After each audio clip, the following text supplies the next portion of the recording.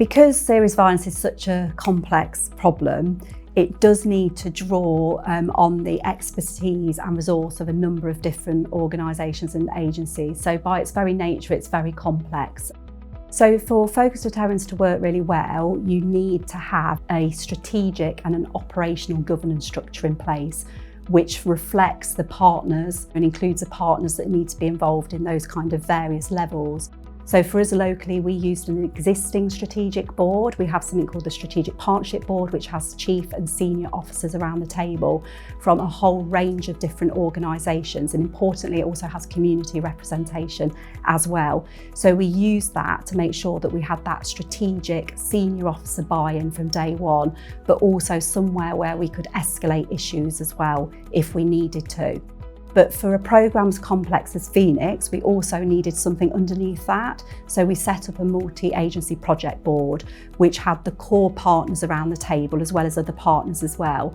And that was very much, and is very much, responsible for the running of the programme, making sure that if we come across bumps along the way, that we're jointly problem solving those, that whenever we've got a significant decision to make, we're making that as a multi-agency partnership, and if necessary, escalating it up to the strategic level as well.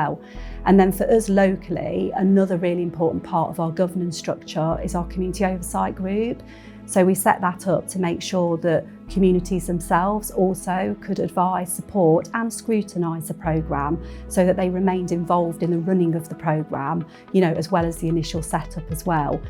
Phoenix is delivered by a multi-agency team and it's an integrated team. So it's youth justice, probation and police, together with a team of community navigators. They are based in the same office. They also have the same line manager. So we have a strategic manager for the whole of the Phoenix programme, which other agencies have devolved responsibility and authority to, so that they can line manage the team as a whole, which was a really important decision for us because we want that team to feel integrated, working in a really close way. Obviously, there's some challenges with different organisational cultures coming together, but by having that kind of one leader and that kind of one team approach, it just means that it really supports collaboration on a day-to-day basis.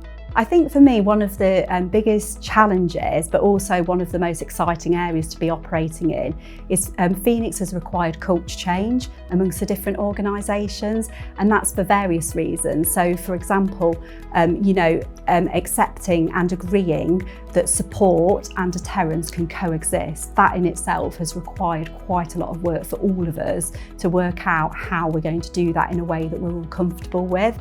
What sets Phoenix aside from lots of perpetrator programmes is we let communities in, and they're very much part of the design process and the delivery process as well. But that requires culture change because that's something that doesn't come naturally and doesn't always sit comfortably with a lot of us who work in kind of like the statutory sector.